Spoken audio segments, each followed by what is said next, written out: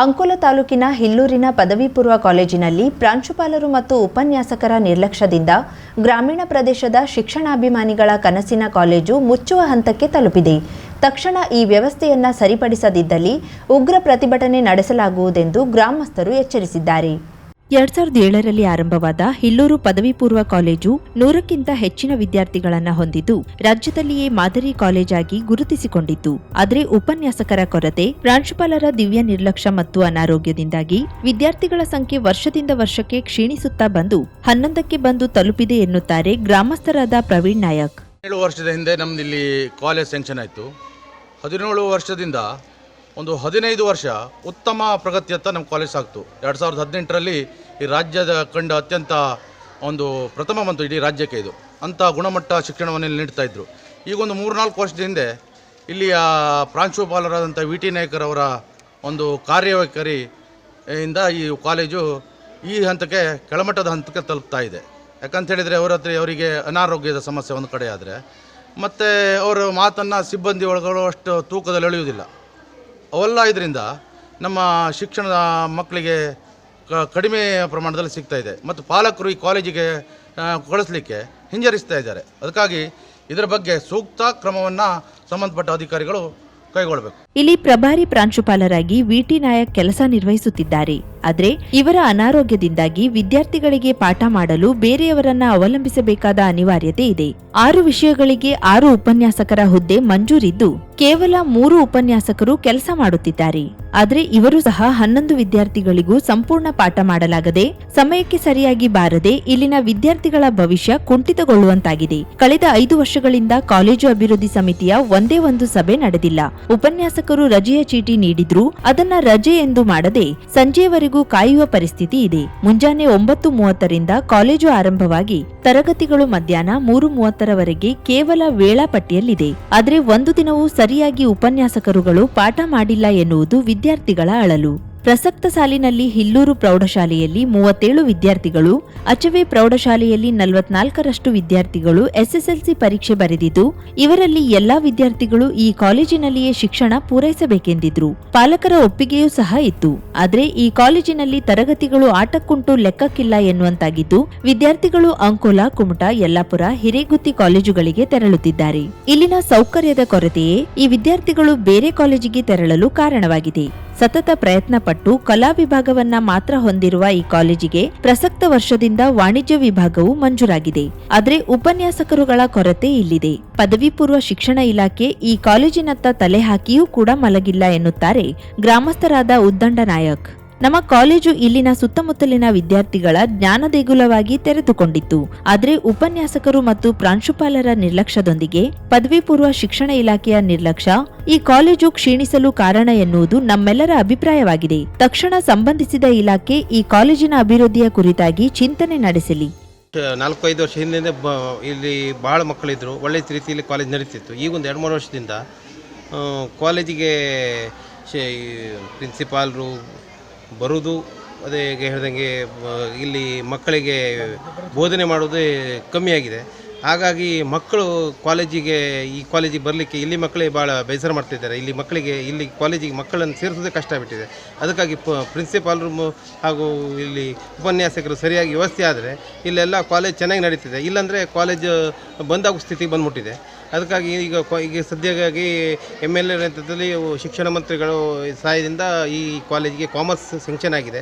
ಅದಕ್ಕಾಗಿ ಇದಕ್ಕೆ ಸಂಬಂಧಪಟ್ಟ ಅಧಿಕಾರಿಗಳು ಕೂಡಲೇ ಎಚ್ಚೆತ್ತು ಈ ನಮ್ಮ ಕಾಲೇಜನ್ನು ಉಳಿಸ್ಕೊಳ್ಳಿಕ್ಕೆ ಅವರು ಶೀಘ್ರವಾಗಿ ಇದಕ್ಕೆ ಏನು ಕ್ರಮ ಕೈಗೊಳ್ಳಬೇಕು, ಅತಿ ಶೀಘ್ರವಾಗಿ ಕೈಗೊಳ್ಳಲೇಬೇಕು ಅಂತ ಹೇಳ್ತಾ ನನ್ನ ಮಾತು. ಈ ಸಂದರ್ಭದಲ್ಲಿ ಗ್ರಾಮ ಪಂಚಾಯತ್ ಅಧ್ಯಕ್ಷ ಬಾಬು ಸುಂಕೇರಿ, ಮಾಜಿ ಅಧ್ಯಕ್ಷ ರಮೇಶ್ ನಾಯಕ್, ಗ್ರಾಮ ಪಂಚಾಯತ್ ಸದಸ್ಯೆ ಶಶಿಕಲಾ ಸಿಂಧೆ, ಪಾಲಕ ಪ್ರತಿನಿಧಿ ಆಯಮ್ಮ ಗೌಡ, ಉದ್ದಂಡ ನಾಯಕ್, ಸಂದೀಪ್ ನಾಯಕ್, ಪ್ರವೀಣ್ ನಾಯಕ್, ವೆಂಕಟರಮಣ ಗೌಡ, ಜಗದೀಶ್ ನಾಯಕ್, ಬೊಮ್ಮಯ್ಯ ನಾಯಕ್, ಸಂತೋಷ್ ಕುಮಾರ್, ತ್ರಯಂಬಕ ಬಾಂದೇಕರ್ ಸೇರಿದಂತೆ ಇತರರಿದ್ದರು. ಕರಾವಳಿ ಮುಂಜಾವು ಡಿಜಿಟಲ್ಗಾಗಿ ಸುಭಾಷ್ ಕಾರೇಬೈಲ್, ಅಂಕೋಲಾ. ಭಟ್ಕಳದಲ್ಲಿ ಹಾದು ಹೋಗಿರುವ ರಾಷ್ಟ್ರೀಯ ಹೆದ್ದಾರಿ ಕಾಮಗಾರಿ ಅವ್ಯವಸ್ಥೆ ಹಾಗೂ ಏಕಾಏಕಿ ವಿದ್ಯುತ್ ದರ ಏರಿಕೆಯಾಗಿರುವುದನ್ನು ಖಂಡಿಸಿ ವಿವಿಧ ಸಂಘಟನೆಗಳ ಸಹಯೋಗದಲ್ಲಿ ಬೃಹತ್ ಪ್ರತಿಭಟನೆ ನಡೆಸಲು ತೀರ್ಮಾನಿಸಲಾಗಿದೆ. ಈ ಕುರಿತು ಭಟ್ಕಳ ನಾಗರಿಕ ಹಿತರಕ್ಷಣಾ ವೇದಿಕೆ, ತಾಲೂಕು ರಾಷ್ಟ್ರೀಯ ಹೆದ್ದಾರಿ ಅಭಿವೃದ್ಧಿ ಹೋರಾಟ ಸಮಿತಿ, ಭಟ್ಕಳ ಮುಜ್ಲಿಸೆ ಇಸ್ಲಾಂ ತಂಜೀಮ್, ಭಟ್ಕಳ ಆಟೋ ಚಾಲಕ ಮಾಲಕರ ಸಂಘ, ಭಟ್ಕಳ ವರ್ತಕರ ಸಂಘ ಸೇರಿದಂತೆ ವಿವಿಧ ಸಂಘಟನೆಗಳ ಆಶ್ರಯದಲ್ಲಿ ಭಟ್ಕಳ ಅರ್ಬನ್ ಬ್ಯಾಂಕ್ ಸಭಾಭವನದಲ್ಲಿ ಸಭೆ ನಡೆಸಲಾಯಿತು. ಸಭೆಯಲ್ಲಿ ಮಾತನಾಡಿದ ಭಟ್ಕಳ ರಾಷ್ಟ್ರೀಯ ಹೆದ್ದಾರಿ ಅಭಿವೃದ್ಧಿ ಹೋರಾಟ ಸಮಿತಿಯ ಅಧ್ಯಕ್ಷ ರಾಜೇಶ್ ನಾಯಕ್, ರಾಷ್ಟ್ರೀಯ ಹೆದ್ದಾರಿ ಸಮಸ್ಯೆಗೆ ಇನ್ನೂ ಪರಿಹಾರ ಸಿಕ್ಕಿಲ್ಲ. ಈ ಹಿಂದೆ ಇಲ್ಲಿನ ಪಿಎಲ್ಡಿ ಬ್ಯಾಂಕಿನಿಂದ ಸಂಶುದ್ದೀನ್ ಸರ್ಕಲ್ ವರೆಗೆ ಕಂಬಗಳ ಆಧಾರಿತ ಫ್ಲೈಓವರ್ ನಿರ್ಮಿಸುವುದಾಗಿ ರಾಷ್ಟ್ರೀಯ ಹೆದ್ದಾರಿ ಪ್ರಾಧಿಕಾರವೇ ಯೋಜನೆ ರೂಪಿಸಿ ಅನುಮೋದನೆ ನೀಡಿತ್ತು. ಆದರೆ ನಂತರದ ದಿನದಲ್ಲಿ ಅದನ್ನ ಬದಲಾಯಿಸಲಾಯಿತು. ಇದಕ್ಕೆ ಜನರು ವಿರೋಧವನ್ನ ವ್ಯಕ್ತಪಡಿಸುತ್ತಿದ್ದಂತೆಯೇ ಕಾಮಗಾರಿಯನ್ನ ಸ್ಥಗಿತಗೊಳಿಸಲಾಗಿದೆ. ನಾವೀಗ ರೋಟರಿ ಕ್ಲಬ್ ನೇತೃತ್ವದಲ್ಲಿ Bhatkal Anjuman engineering college civil ವಿಭಾಗದ ಸಹಯೋಗದೊಂದಿಗೆ ಹೆದ್ದಾರಿ ವಿನ್ಯಾಸ, ಚರಂಡಿ ನಿರ್ಮಾಣದ ಬಗ್ಗೆ ಪ್ರತ್ಯೇಕ ನೀಲಿ ನಕ್ಷೆ ತಯಾರಿಸಿ ಜಿಲ್ಲಾಡಳಿತದ ಮೂಲಕ ಹೆದ್ದಾರಿ ಪ್ರಾಧಿಕಾರಕ್ಕೆ ನೀಡಬೇಕಾಗಿದೆ ಎಂದರು. ಸರ್ಕಲ್ ಅಲ್ಲಿ ಏನ್ ಮಾಡಬಹುದು ಹೇಳಿ ಮ್ಯಾಪ್ ಮಾಡಿಕೊಂಡು ನಾನು ಅವರಿಗೆ ಪ್ರೆಸೆಂಟೇಷನ್ ಕೊಟ್ಟಿದ್ದೇನೆ, ಇದನ್ನು AC ಕೊಟ್ಟಿದ್ದೇನೆ, DC ಅವರಿಗೆ ಕೊಟ್ಟಿದ್ದೇನೆ. ಸೊ ಬಟ್ ಇದ್ರ ಬಗ್ಗೆ ಏನೂ ಈ ಇವತ್ತಿನವರೆಗೆ ಏನೂ ಆಗಿಲ್ಲ. ಇಲ್ಲಿ ಬಸ್ ಸ್ಟ್ಯಾಂಡ್ ಇದೆ, ಇದು ಸರ್ಕಲ್, ಎರಡೂ ಸೈಡಿಗೆ ಸರ್ವಿಸ್ ರೋಡ್ಸು, ಆನಂತರ ಇಲ್ಲಿಂದ IB ಜಂಕ್ಷನ್ ಅಲ್ಲಿ ಇಲ್ಲಿ ಸಿಗ್ನಲ್ ಲೈಟ್ಸ್ ಅಳವಡಿಸಿದ್ರೆ ಇಲ್ಲಿಂದ ಕೆಳಗಡೆ ಹೋಗ್ಲಿಕ್ಕೆ ಕ್ಲಿಯರ್ ಆಗಿ ಒಯ್ಯಬೇಕು. ಈ ಸಿಗ್ನಲ್ ಲೈಟ್ಸ್ ಇಲ್ಲದೆ ಇದನ್ನು ಕಂಟ್ರೋಲ್ ಮಾಡ್ಲಿಕ್ಕೆ ಆಗುದಿಲ್ಲ. ಅದರ ನಂತರ ಈ ಕಡೆಯಿಂದ ಬಸ್ ಸ್ಟ್ಯಾಂಡಿಗೆ ಹೋಗ್ಲಿಕ್ಕೆ ಒಂದು ರೋಡ್ ಓವರ್ ಬ್ರಿಡ್ಜ್ ಅಂತ ಮಾಡಬೇಕು. ಸೊ ಯಾಕಂದ್ರೆ ಇಲ್ಲಿ ಸರ್ವಿಸ್ ರೋಡ್ ಮಾಡಿದ ನಂತರ ಸೈಡಿಗೆ ಬ್ಯಾರಿಕೇಡ್ ಹಾಕ್ತಾರೆ. ಸೊ ಇದೊಂದು ಟೆಂಪರರಿ ಸೊಲ್ಯೂಷನ್ ಪ್ಲಾನ್ ಅನ್ನು ಅವರಿಗೆ ಕೊಟ್ಟಿದ್ದೇವೆ ನಾವು. ಬಟ್ ಇದ್ರ ಬಗ್ಗೆ ಯಾವುದೇ ಆಕ್ಷನ್ ಆಗಲಿಲ್ಲ. ಹೆದ್ದಾರಿ ಅಗಲೀಕರಣ ಸಮಸ್ಯೆ, ವಿದ್ಯುತ್ ದರ ಏರಿಕೆ ಬಗ್ಗೆ ಮಾತನಾಡಿದ ಆಟೋ ಚಾಲಕ ಮಾಲಕರ ಸಂಘದ ಅಧ್ಯಕ್ಷ ಕೃಷ್ಣ ನಾಯ್ಕ್, ಸಂಚಾಲಕ ಸತೀಶ್ ಕುಮಾರ್, ಭಟ್ಕಳ ತಂಜಿಮ್ ಅಧ್ಯಕ್ಷ ಇನಾಯತುಲ್ಲಾ ಶಾಬಂದ್ರಿ ಮತ್ತಿತರರು ಮಳೆ ವಿಳಂಬವಾಗಿ ಸುರಿಯುತ್ತಿರುವ ಕಾರಣ ನಮಗೆ ಮಳೆಗಾಲದ ಸಮಸ್ಯೆ ಇನ್ನೂ ತಟ್ಟಿಲ್ಲ. ಆದ್ರೆ ಹೆದ್ದಾರಿ ಈಗಿನಂತೆ ಉಳಿದ್ರೆ ಇನ್ನಷ್ಟು ಸಮಸ್ಯೆಗಳು ಉಲ್ಬಣಗೊಳ್ಳುವ ಸಾಧ್ಯತೆ ಇದೆ. ಹೆದ್ದಾರಿಯನ್ನ ಸಮರ್ಪಕವಾಗಿ ಅಗಲೀಕರಣ ಮಾಡದೆ ಟೋಲ್ ಸಂಗ್ರಹ ನಡೆಯುತ್ತಿದೆ. ಈ ಬಗ್ಗೆ ಭಟ್ಕಳದ ಜನರು ಇನ್ನೂ ರಸ್ತೆಗಿಳಿದು ಪ್ರತಿಭಟನೆ ನಡೆಸಿಲ್ಲ. ಜೊತೆಗೆ ವಿದ್ಯುತ್ ದರ ಏರಿಕೆಯಿಂದ ಸಾರ್ವಜನಿಕರು ತೀವ್ರ ತೆರನಾದ ತೊಂದರೆಯನ್ನ ಅನುಭವಿಸುತ್ತಿದ್ದಾರೆ. ಇವೆರಡು ಸಮಸ್ಯೆಗಳಿಗೆ ಸಂಬಂಧಿಸಿದಂತೆ ಜಿಲ್ಲಾ ಉಸ್ತುವಾರಿ ಸಚಿವರನ್ನ ಭೇಟಿಯಾಗಿ ಅವರ ಮುಂದೆ ಸಮಸ್ಯೆಯನ್ನ ಹೇಳಿಕೊಳ್ಳುವುದು, ಸರ್ಕಾರ ಜಿಲ್ಲಾಡಳಿತದ ತೀರ್ಮಾನವನ್ನ ನೋಡಿಕೊಂಡು ಹೆದ್ದಾರಿಗೆ ಇಳಿದು ಬೃಹತ್ ಪ್ರತಿಭಟನೆ ನಡೆಸಲು ತೀರ್ಮಾನಿಸಲಾಗಿದೆ. ಅವರು ಡಿಸಿಷನ್ ಮೇಕರ್ ಅಲ್ಲ ಅಥವಾ ಯಾವುದೇ ಒಂದು ಪಾಲಿಸಿಗಳನ್ನ ಹುಟ್ಟಾಗುವಂತ ಅಧಿಕಾರಿಗಳಲ್ಲ. ಅವರು ಮೂಲಕವಾಗಿ ನಾವು ಇದರ ಮಾಹಿತಿಯನ್ನು ಪಡ್ಕೊಂಡು ಅವ್ರ ಜೊತೆ ನಾವು ಉದ್ದಾಟ ಮಾಡೋದ್ರಿಂದ ಏನು ಲಾಭ ಇಲ್ಲ. ಹಾಗಾಗಿ ನಾವು ಇದ್ರ ಬಗ್ಗೆ ಏನು ಮಾಡಬಹುದು, ಮುಂದಿನ ದಿವಸದೊಳಗೆ ನಾವು ಇದಕ್ಕೆ ಯಾವ ರೀತಿ ಮಾಡಿ ಒಂದು ನಿರ್ಣಯ ತಗೊಳ್ಳೋದು, ಸರ್ಕಾರದ ಮಟ್ಟಕ್ಕೆ ಗಮನವನ್ನು ಸೆಳೆಯೋದಕ್ಕೆ ಏನು ನಿರ್ಣಯ ತಗೊಳ್ಳೋದು ಅನ್ನುವಂಥ ಒಂದು ವಿಚಾರವನ್ನು ಚರ್ಚಿಸಿ ಅದರ ಬಗ್ಗೆ ಯಾವ ರೀತಿ ನಾವು ಒಂದು ಸರಿಯಾದ ಮಾಹಿತಿಯನ್ನು ಪಡೆಯಬೇಕು ಅನ್ನುವಂಥದ್ರ ಬಗ್ಗೆ ನಾವು ಎಲ್ಲ ಭಾಗದಲ್ಲೂ ಕೂಡ ಜಿಲ್ಲೆ ಎಲ್ಲ ಭಾಗದಲ್ಲೂ ಬಹುತೇಕ ಒಂದು 80-90% ವರ್ಕ್ ಮುಗಿದ್ರು ಕೂಡ ನಮ್ಮ ಭಟ್ಕಳದಲ್ಲಿ ಇನ್ನೂ ವರ್ಕೇ ಸ್ಟಾರ್ಟ್ ಆಗಲಿಲ್ಲ ಅಂತ ಅನಿಸ್ತಾ ಇದೆ. ಭಟ್ಕಳದ ಹೃದಯ ಭಾಗದಲ್ಲಿ ಇವತ್ತು ಏನು ರಸ್ತೆ ಅಗಲೀಕರಣ ಮಾಡ್ಕೊಂಡು ಬರ್ತಿದ್ದಾರೆ, ಕೋರ್ಟಿಂದ ಈ ಕಡೆಗೆ ಅವರು ಇದನ್ನು ನೋಡಿದ್ರೆ ಯಾವ ಸ್ಥಿತಿಯಲ್ಲಿದೆ ಅನ್ನೋದು ಎಲ್ಲರಿಗೂ. ಯಾಕಂದ್ರೆ ನಾವೆಲ್ಲ ಒಟ್ಟಾಗಿ ಸೇರಿದ್ದೀವಿ. ಆ ಕಾರಣದಿಂದ ಭಟ್ಕಳದಲ್ಲಿ ಮಳೆ ಆಗ್ತಾ ಇರಲಿಲ್ಲ. ನಮಗೆ ನಮ್ಮತನವೇ ಜಾಸ್ತಿ. ನಾನು ನಾಮದಾರಿ, ನಾನು ಭಟ್ಟ, ನಾನು ಇವ, ಈ ಪ್ರಜ್ಞೆಯಿಂದಲೇ ನಾವು ಹೊರಗೆ ಬರಲಿಲ್ಲ. ನಮ್ಮ ಸಂಘಟನೆ ಇರಬೇಕು. ಆದ್ರೆ ಎಲ್ಲಿ ತನಕ ಅಂದ್ರೆ ಭಟ್ಕಳ ಬೇಕಾದ್ರೆ ಹಾಳಾಗೋಗ್ಲಿ, ನಾನು ಅದರಿಂದ ಹೊರಗಿದ್ದೇನೆ, ನಾನು ಗುಡ್ಡದ ಮೇಲೆ ಮನೆ ಕಟ್ಕೊಂಡಿದ್ದೇನೆ, ನನ್ನ ಮನೆಗೆ ನೀರು ಬರುವುದಿಲ್ಲ, ನನಗೇನು ತೊಂದರೆ ಇಲ್ಲ, ಈ ಭಾವನೆಯಿಂದ ಎಲ್ಲಿ ತನಕ ನಾವು ಹೊರಗೆ ಬರೋದಿಲ್ವೋ ಅಲ್ಲಿ ತನಕ ನಮ್ಮನ್ನ ಒದಿತಾನೆ ಇರ್ತಾರೆ. ಮತ್ತೊಂದು ವಿಚಾರ ಅಂತ ಹೇಳಿದ್ರೆ, ಎಲ್ಲಿವರೆಗೂ ನನಗೆ ಕುರ್ಚಿ ಸಿಗುವುದಿಲ್ವೋ ಆ ಕುರ್ಚಿ ಸಲುವಾಗಿ ನಾವು ಒಂದು ಸಂಘಟನೆಯನ್ನ ಮಾಡಿಕೊಂಡೆ.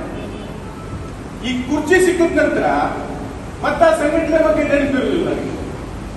ಏನೋ ಒಂದು ಮಾಡ್ತೀನಿ, ಅದು ಮಾಡ್ತೀನಿ, ಇದು ಮಾಡ್ತೀನಿ ಅಂತ ಹೇಳಿ ನಮ್ಗೆ ಒಳ್ಳೆ ಉದ್ದೇಶ ಇರ್ತದೆ. ಆದ್ರೆ ಅದ್ರ ನಂತರ ಈ ಸಂಘಟನೆ ಎಲ್ಲಿ ಹೋಗಿದೆ, ಏನ್ ಮಾಡ್ತಾ ಇದೆ ಅಂತ ಹೇಳಿ ಹುಡುಕ್ಬೇಕು ನಾವು ಬೆಟ್ಟಿ ತಗೊಂಡು. ಭಟ್ಕಳ ವರ್ತಕರ ಸಂಘದ ಅಧ್ಯಕ್ಷ ಶ್ರೀಧರ್ ಶಾನ್ಬಾಗ್, ತಂಜಿಮ್ ಪ್ರಧಾನ ಕಾರ್ಯದರ್ಶಿ ಅಬ್ದುಲ್ ರಕೀಂ, ಅರ್ಬನ್ ಬ್ಯಾಂಕ್ ಉಪಾಧ್ಯಕ್ಷ SM Naik, Imran Lanka, Bhatkal Muslim youth ಫೆಡರೇಷನ್ನಿನ ಅಧ್ಯಕ್ಷ ಅಜೀಂ ರೆಹಮಾನ್ ಮೊದಲಾದವರು ಉಪಸ್ಥಿತರಿದ್ದರು.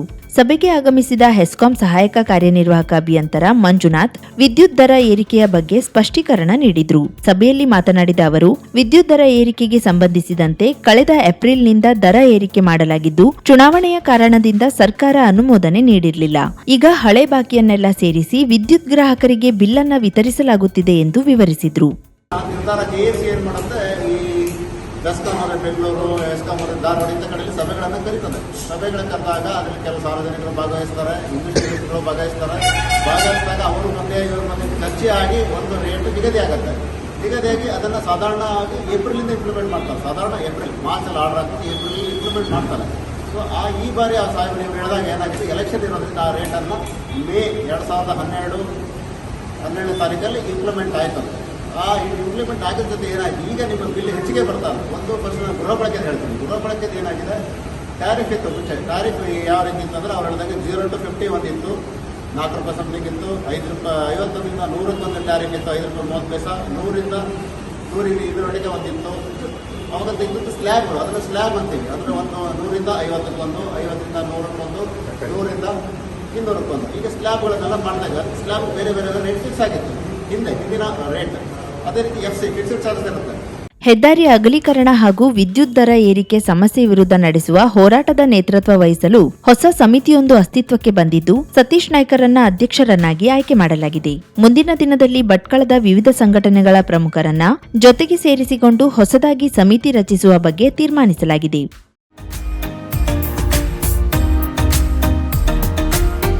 ಮಿಲನ್ ಎಂಟರ್ಪ್ರೈಸಸ್ ಬೃಹತ್ ಎಲೆಕ್ಟ್ರಾನಿಕ್ ಹಾಗೂ ಫರ್ನಿಚರ್ ಮಳಿಗೆ. ಉತ್ತರ ಕನ್ನಡ ಜಿಲ್ಲೆಯಲ್ಲೇ ಅತಿ ಹೆಚ್ಚು ಮಳಿಗೆಗಳನ್ನು ಹೊಂದಿರುವ, ಅತಿ ಹೆಚ್ಚು ಸಂತೃಪ್ತ ಗ್ರಾಹಕರನ್ನ ಹೊಂದಿರುವ ಮೂಲಕ ಹೆಗ್ಗಳಿಕೆಗೆ ಪಾತ್ರವಾಗಿರುವ ಏಕೈಕ ಸಂಸ್ಥೆ ಮಿಲನ್ ಎಂಟರ್ಪ್ರೈಸಸ್. ನಮ್ಮ ಮಳಿಗೆಗಳಲ್ಲಿ ಪ್ರಸಿದ್ಧ ಕಂಪನಿಗಳ electronic refrigerator, washing machine, LED TV, ಎಸಿಗಳು ಲಭ್ಯ. ಭಾರತದ ಕರಾವಳಿ ಹವಾಮಾನಕ್ಕೆ ಹೊಂದಿಕೊಳ್ಳುವ ನಂಬರ್ 1 ಬ್ರ್ಯಾಂಡ್ ಆದ ಗೋದ್ರೇಜ್ ಕಂಪನಿಯ ಕಪಾಟು, ಆಫೀಸ್ ಟೇಬಲ್, ಆಫೀಸ್ ಚೇರ್, ಬ್ಯಾಂಕ್ಗಳಿಗೆ ಹಾಗೂ ಚಿನ್ನದ ಅಂಗಡಿಗಳಿಗೆ ಬೇಕಾಗುವ ಸೇಫ್ ಲಾಕರ್ಗಳು ಅತಿ ಕಡಿಮೆ ಬೆಲೆಯಲ್ಲಿ ಲಭ್ಯವಿದೆ. Teak wood sofa set, wooden dining table ಹಾಗೂ ಗ್ರಾಹಕರಿಗೆ ಬೇಕಾಗುವ ಅಳತೆಯಲ್ಲಿ ನಿಮ್ಮ ಮನೆಗೆ ಹೊಂದಿಕೊಳ್ಳುವ ಹಾಗೆ ಫರ್ನಿಚರ್ಗಳನ್ನ ಮಾಡಿಕೊಡಲಾಗುವುದು. ಕಸ್ಟಮೈಸ್ಡ್ ಕಿಚನ್, ವಾರ್ಡ್ರೋಬ್ಗಳನ್ನ ಅತಿ ಹೆಚ್ಚು ವರ್ಷಗಳ ಕಾಲ ಬಾಳಿಕೆ ಬರುವ ಹಾಗೆ ವಾರಂಟಿಯೊಂದಿಗೆ ಮಾಡಿಕೊಡಲಾಗುವುದು. ನಮ್ಮಲ್ಲಿ ಡ್ಯೂರಾಫ್ಲೆಕ್ಸ್, ಗೋದ್ರೇಜ್ ಕಂಪನಿಯ memory foam mattress, orthopaedic mattress, spring ಮ್ಯಾಟ್ರೆಸ್ಗಳು ಕಡಿಮೆ ಬೆಲೆಯಲ್ಲಿ ಲಭ್ಯ. ವಿವಿಧ ಕಂಪನಿಗಳ ನವೀನ ಮಾದರಿಯ ಮಿಕ್ಸರ್, ಗ್ರೈಂಡರ್, ಫ್ಯಾನ್, ಕುಕ್ಕರ್, ತವಾ, ಫ್ಲಾಸ್ಕ್, ಮೈಕ್ರೋ ಓವೆನ್ಗಳು ಲಭ್ಯವಿದೆ. 0% ಬಡ್ಡಿಯೊಂದಿಗೆ ಸ್ಥಳದಲ್ಲಿಯೇ ಬಜಾಜ್ ಫೈನಾನ್ಸ್ ನಿಂದ ಸಾಲ ಸೌಲಭ್ಯವಿದೆ. ಮಿಲನ್ ಎಂಟರ್ಪ್ರೈಸಸ್ ನಲ್ಲಿ ಖರೀದಿ ಮಾಡುವ ಗ್ರಾಹಕರಿಗೆ ಡಿಸ್ಕೌಂಟ್ ಮತ್ತು ಗಿಫ್ಟ್ ಜೊತೆಗೆ ಪ್ರತಿ 2,000 ರೂಪಾಯಿಗಳ ಖರೀದಿಗೆ ಒಂದು ಬಂಪರ್ ಲಕ್ಕಿ ಡ್ರಾ ಕೂಪನ್ ನೀಡಲಾಗುವುದು. ಈ ಲಕ್ಕಿ ಡ್ರಾ ನಲ್ಲಿ 7 ಲಕ್ಷದವರೆಗೆ ಬಹುಮಾನ ಗೆಲ್ಲುವ ಅವಕಾಶ ನಿಮ್ಮದಾಗಿರುತ್ತದೆ. ಲಕ್ಕಿ ಡ್ರಾದಲ್ಲಿ 1 ಕಾರ್, 2 ಬೈಕ್ ಮತ್ತು ರೆಫ್ರಿಜರೇಟರ್, ವಾಷಿಂಗ್ ಮಷೀನ್ ಸೇರಿದಂತೆ 30 ಲಕ್ಕಿ ಗ್ರಾಹಕರಿಗೆ ಬಹುಮಾನ ಗೆಲ್ಲುವ ಅವಕಾಶ. ಗ್ರಾಹಕರ ಸಂತೃಪ್ತಿಗೆ ನಮ್ಮ ಮೊದಲ ಆದ್ಯತೆ ಎನ್ನುವುದು ಮಿಲನ್ ಎಂಟರ್ಪ್ರೈಸಸ್ನ ವಾಕ್ಯ. ಉತ್ತರ ಕನ್ನಡ ಜಿಲ್ಲೆಯ ನಮ್ಮ ಶೋರೂಮ್ಗಳಾದ ಮುಲ್ಲಾ ಸ್ಟಾಪ್ ಹತ್ತಿರ Kodibag road, Kajubag, Karwar. Agriculture office ಎದುರುಗಡೆ ಮಾಸ್ತಿಕಟ್ಟೆ ರೋಡ್, ಹೊನ್ನಾವರ. ಸೀಮಾ ಕಾಂಪ್ಲೆಕ್ಸ್ ಹತ್ತಿರ Moni Basti main road, Bhatkal. Indian bank ಎದುರು CP Bazar road, Sirsi. JS building, JN road, Dandeli. KS building, Motikeri road, Haliyal. ಇಲ್ಲಿಗೆ ತಪ್ಪದೇ ಭೇಟಿ ನೀಡಿ ಸಂತೃಪ್ತರಾಗಿ.